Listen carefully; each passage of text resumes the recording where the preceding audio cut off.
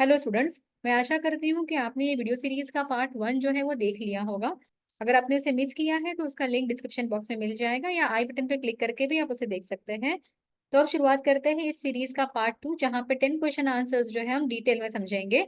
So let's begin. A bond with a face value of ₹10,000 and a coupon rate is 11%. The expected rate of return is 8.75%. What would be the value of the bond? Very important question. इस question को घुमा फिरा के बहुत बार exam में अलग अलग तरह से पूछा जाता है। कॉन्सेप्ट यहाँ पे ये है कि बॉन्ड वैल्यू और इंटरेस्ट रेट जो है इनका इनवर्स रिलेशनशिप रहता है। इस क्वेश्चन के साथ हम इस कॉन्सेप्ट को समझते हैं। आपकी बॉन्ड की फेस वैल्यू जो है वो है 10,000 रुपीज की, और उसके ऊपर का जो इंटरेस्ट है प्रीवेलिंग जो चल रहा है वो है 11%। दैट मीन्स इन्वेस्टर को कितना रिटर्न मिल रहा है अभी? तो रिटर्न उसको मिल रहा है 1100 का। That means 10,000 into 11%। अभी करंट इंटरेस्ट रेट क्या चल रहा है मार्केट में? तो करंट इंटरेस्ट रेट है on the same bond, same credit rating वाले बॉन्ड के ऊपर का इंटरेस्ट रेट अभी चल रहा है 8.75%। दैट मीन्स कितना उसे यहाँ पे इंटरेस्ट मिलेगा अभी अभी इन्वेस्ट करेगा तो अभी इन्वेस्ट करने के बाद इसको मिलने वाला है 875।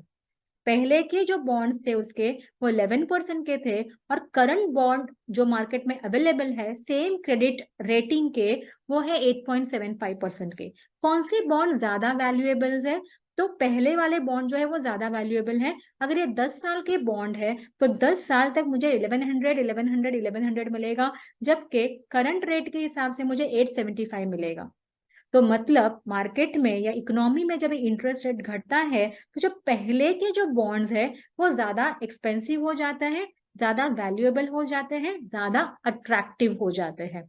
Got it? So what would be the value of the bond? तो जो प्रीवियस बॉन्ड है that will be more attractive. Option देख लेते हैं। Greater than the face value, less than the face value, equal to face value, insufficient data. 10,000 के जो face value वाला bond है विथ 11% इंटरेस्ट वो ज्यादा वैल्यूएबल है, तो वो 10,000 से ज्यादा वैल्यू जो है वो कैरी करता है, क्योंकि करंट मार्केट में जो है सेम बॉन्ड आपको 8.75 रेट ऑफ इंटरेस्ट पे मिल रहा है। तो option is 1, greater than the face value. Next, the sale and purchase of new shares happen in. ये कॉन्सेप्ट तो हमने 11th क्लास में ही पढ़ लिया है, फिर भी sale and purchase of new shares कहाँ पे होता है? तो ये होता है प्राइमरी मार्केट में। जब भी कोई कंपनी अपनी सिक्योरिटीज फर्स्ट टाइम मार्केट में ट्रेडिंग के लिए अवेलेबल करा के देगी तभी ये प्राइमरी मार्केट में होगा। मतलब वो सिक्योरिटीज कोई भी एक्सचेंज पे अभी अवेलेबल नहीं है। एक बार सिक्योरिटी लिस्ट होने के बाद जो है वो सेकेंडरी मार्केट में ट्रेडिंग के लिए अवेलेबल हो जाएगी। तो option is primary market. Next, puttable bonds are safe option for investor in rising interest rate scenario. Say whether true और फॉल्स। तो पहले कॉन्सेप्ट देखते हैं। पुटेबल बॉन्ड जो है वो पुट ऑप्शन के साथ आते हैं। तो यहाँ पे होल्डर या इन्वेस्टर जो है उसके पास एक राइट होता है कि वो एक स्टिपुलेटेड पीरियड के बाद कंपनी को अपने बॉन्ड्स वापस दे के पैसा ले सकता है। अभी ये कब करेगा? ये करेगा जब इंटरेस्ट रेट मार्केट में बढ़ रहा है। से फॉर एग्जाम्पल, एक इन्वेस्टर ने एक पुटेबल बॉन्ड खरीदा था 10 साल मेच्योरिटी वाला 3 साल पहले। तभी इंटरेस्ट रेट जो था वो 7.5% था। अभी 3 साल के बाद जो है मार्केट में सेम क्रेडिट रेटिंग के इंस्ट्रूमेंट का जो इंटरेस्ट है वो है से 8.75%।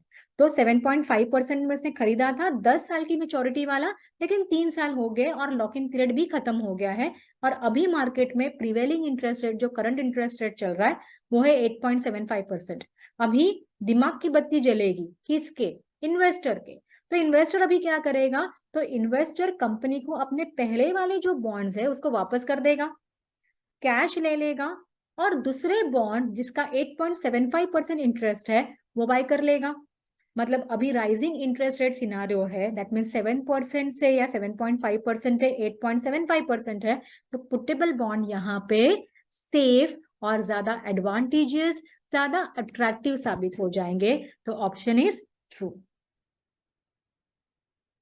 नेक्स्ट, द डिपॉजिटरी रिसिप्ट जिसे डीआर भी बोला जाता है, which are issued in US and listed on US stock exchange with foreign stock as underlying are known as. DR को कहाँ पे इशू किया है? यूएस में इशू किया है, लिस्ट किया है यूएस स्टॉक एक्सचेंज पे। कंपनी कौन सी है? तो कंपनी जो है वो यूएस कंपनी नहीं है, फॉरेन कंपनी है।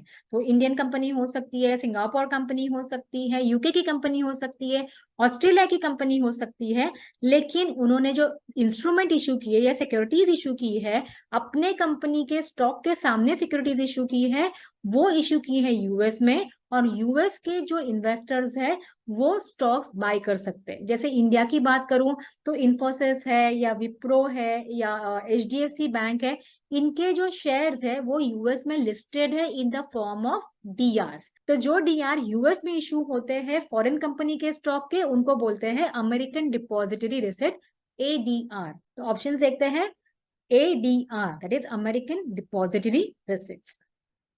Next, which of the following option is not a valuation parameter of a company listed on a stock exchange? तो पहले ऑप्शंस देख लेंगे। The demand and supply of its securities in the stock exchange, the price to book value ratio, ये valuation principle या valuation parameter है। The price to earning ratio that is P ratio, ये भी valuation parameter है। The intrinsic value find out करना, ये भी valuation parameter है, to know exactly whether it is overvalued, undervalued or so the demand and supply of its securities in the stock exchange, ये valuation parameter नहीं है, ये basically current market price जो है ये demand and supply of the security के ऊपर depend करती है। अगर security जो है वो listed है तो ज्यादा डिमांड होगा तो करंट मार्केट प्राइस बढ़ी हुई दिखेगी, कम डिमांड होगा, सप्लाई ज्यादा होगा तो करंट मार्केट प्राइस घटेगी।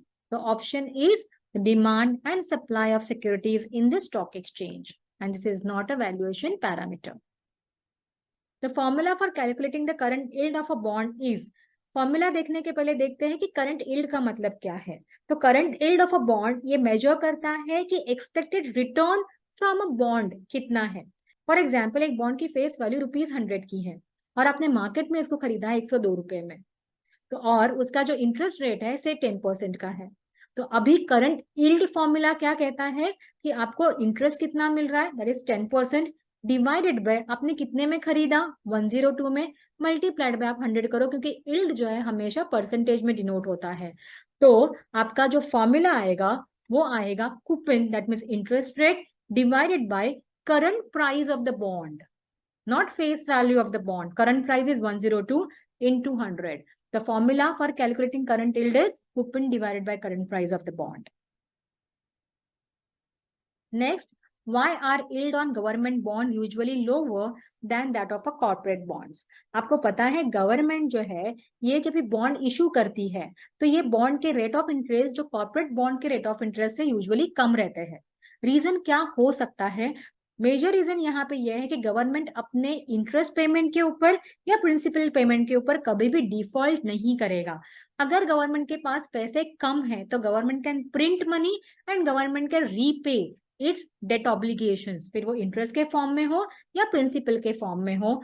तो यहाँ पे जो डिफॉल्ट रिस्क है या जिसे हम क्रेडिट रिस्क भी बोलते हैं, ये गवर्नमेंट बॉन्ड के साथ कम एसोसिएटेड है या नील है in case of economy is very stable as compare to corporate bonds.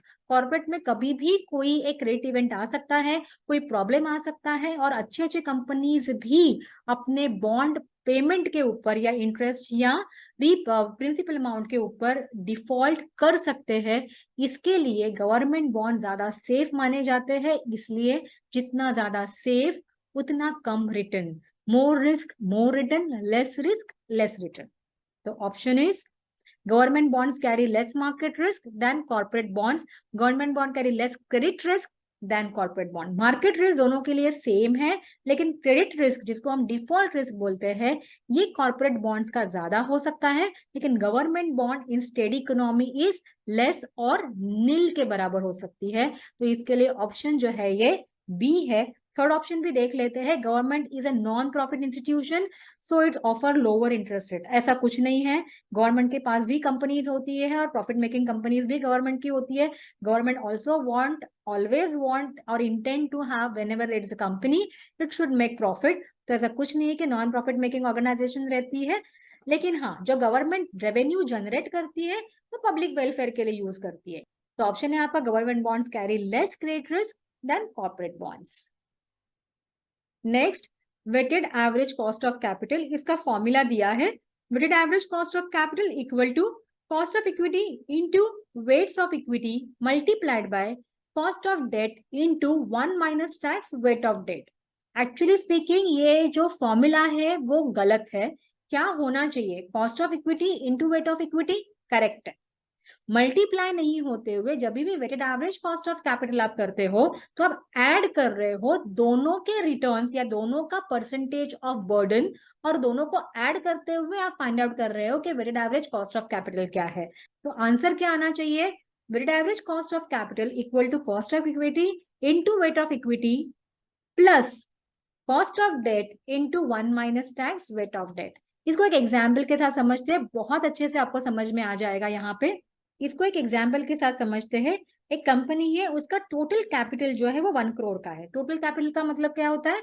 Debt capital and equity capital. Okay, अभी इसमें जो इक्विटी का पोर्शन है, ओके, ये है 60 लाख का। ओके, और डेट का जो पोर्शन है यहाँ पे ये है से 40 लाख का, क्योंकि इक्विटी अगर 60 होगी तो डेट कितना होगा? 40 होगा। टोटल मिला के कितना हो गया? तो टोटल पोर्शन हो गया है आपका 100 lakh, that means nothing but 1 crore का। फाइन। अभी ये कितना है यहाँ पे प्रोपोर्शन? यहाँ पे इक्विटी का प्रोपोर्शन जो है वो 60% है, और डेट का परसेंटेज कितना होगा? 40 lakh divided by 100 lakh into 100, तो ये होगा 40%। टोटल हो गया आपका 100%। अभी जो इक्विटी शेयर होल्डर है वो 10% रिटर्न एक्सपेक्ट कर रहा है, और डेट जो है वो आपको पड़े है 8% पे। 8% 1 माइनस टैक्स निकालने के बाद जो है वो 8% जो आपको उसका कॉस्ट पड़ा है। तो हमने अभी इक्विटी और डेट दोनों का वेट निकाला, दैट इज 60 एंड 40% रेस्पेक्टिवली। अभी देखेंगे कि इक्विटी का कितना बर्डन कंपनी पे आ रहा है और डेट का बर्डन कितना आ रहा है।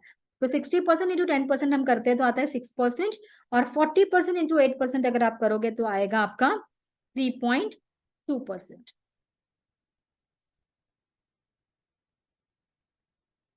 और टोटल कितना होगा? तो टोटल जो आपका बर्डन है यहाँ पे, वो टोटल बर्डन आपका आएगा 6% प्लस 3.2%, दैट इज 9.2%। तो 9.2% जो है वो weighted average cost of capital है। तो आपने 6 प्लस 3.2 किया तो ये मल्टीप्लीकेशन नहीं है, इसके लिए answer is false. Next, the central bank of a country changes from expansionary fiscal policy to contractionary fiscal policy, the equity market are likely to go, option देखते हैं, up, down, fiscal policy have no impact on equity market, none of the above। Expansionary fiscal policy में central bank जो है वो अपना repo rate जो है वो घटा देता है, जिससे आपके जो इंटरेस्ट है वो कम हो जाते हैं मार्केट में, और आपके जो लोन्स है वो ज्यादा अट्रैक्टिव हो जाते हैं, क्योंकि उसके ईएमआई क्या हो गए? उसके ईएमआई अभी कम आ जाएंगे क्योंकि इंटरेस्ट रेट जो है वो घट गया। उससे क्या हो जाएगा? मार्केट में एक बाइंग के लिए या एक आपको जो बोलते हैं ना कि एक खर्चे के लिए एक बूस्ट मिल जाएगा। लोग ज्यादा खर्च करेंगे, लोग ज्यादा लोन लेंगे, क्योंकि अभी इंटरेस्ट रेट का बर्डन आपके ऊपर कम है। कॉन्ट्रैक्शनरी फिस्कल पॉलिसी में क्या होता है? मार्केट में इंटरेस्ट रेट जो है वो बढ़ जाता है। जैसे आरबीआई रेपो रेट बढ़ाएगा, रेपो रेट बढ़ाएगा तो जो लोन्स है वो एक्सपेंसिव हो जाएंगे, क्योंकि ईएमआई बढ़ जाएगा, इंटरेस्ट ओवरऑल बढ़ गया। तो अभी लोग जो है वो एक्सपेंस कम करेंगे, जैसे लोन कम लेंगे। लोन कम लेने की वजह से कॉन्ट्रैक्शन आएगा डिमांड में। जब भी इन्फ्लेशन ज्यादा बढ़ता है वो टाइम पे आरबीआई चाहती है कि इन्फ्लेशन घटे, और उसके लिए इंटरेस्ट रेट जो है आरबीआई बढ़ा देती है, जैसे रेपो रेट जो है वो आरबीआई बढ़ा देती है। उसको बोलते हैं कॉन्ट्रैक्शनरी फिस्कल पॉलिसी। तो लोगों का एक शिफ्ट हो जाएगा, एक इन्वेस्टर का शिफ्ट हो जाएगा फ्रॉम इक्विटी टू डेट, क्योंकि डेट जो है वो अभी ज्यादा अट्रैक्टिव हो गए।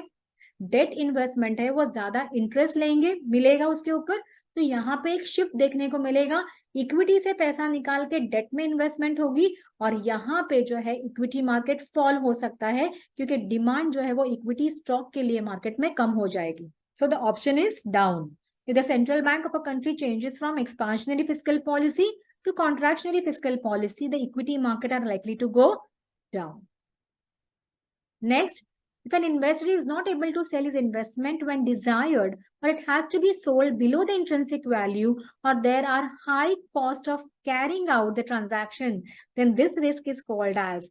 यहाँ पे इन्वेस्टर को चाहिए कि अपने इन्वेस्टमेंट मार्केट में बेचे, लेकिन जो सोचा था वो रेट पे नहीं मिल रहा है, या उसको इनकैश करना पॉसिबल नहीं है, कन्वर्ट करना पॉसिबल नहीं है इमीडिएटली, ऐसे रिस्क को क्या बोलेंगे? ऑप्शन देखते हैं, transaction risk, liquidity risk, credit risk, री इन्वेस्टमेंट रिस्क, एक्चुअली स्पीकिंग जब भी आप आपके इन्वेस्टमेंट इमीडिएटली इनकैश नहीं कर सकते हो या जो डिजायर रेट आपका था वो आपको नहीं मिल रहा है, तो हम इसको बोलते हैं liquidity risk. Next, a rise in national income will surely lead to a rise in standard of living of its citizen, true or false। पहले तो देखना है कि standard of living of its citizen जो है वो डिटरमिन होता है actually speaking per capita income of a citizen. तो पर कैपिटा इनकम जब बढ़ेगा तो स्टैंडर्ड ऑफ लिविंग बढ़ेगा, पर कैपिटा इनकम घटेगा तो स्टैंडर्ड ऑफ लिविंग घटेगा। नेशनल इनकम बढ़ेगा तो पर कैपिटा इनकम बढ़ेगा जरूरी नहीं है, क्योंकि नेशनल इनकम बढ़ गया लेकिन पॉपुलेशन भी अगर वही प्रोपोर्शन में या उससे ज्यादा बढ़ा तो पर कैपिटा इनकम जो है वो घट सकता है, क्योंकि पर कैपिटा इनकम का फॉर्मूला है total national income divided by total population of a country. तो डिनोमिनेटर बढ़ गया लेकिन न्यूमरेटर भी बढ़ गया तो कोई मतलब नहीं है। डिनोमिनेटर बढ़ गया, न्यूमरेटर अगर उतना ही है तो हम बोल सकते हैं कि ये स्टैंडर्ड ऑफ लिविंग जो है वो यहाँ पे बढ़ गया क्योंकि आपका पर कैपिटा इनकम बढ़ गया। तो national income will surely lead to a rise in standard of living of a citizen, that is not true. National income के साथ अगर पॉपुलेशन कंट्रोल में है, नेशनल इनकम बढ़ गया है, पॉपुलेशन कंट्रोल में है, तो हम बोल सकते हैं स्टैंडर्ड ऑफ लिविंग बढ़ गया। तो ऑप्शन इज श्योरली का मतलब तो फॉल्स ही है, तो ऑप्शन इज फॉल्स।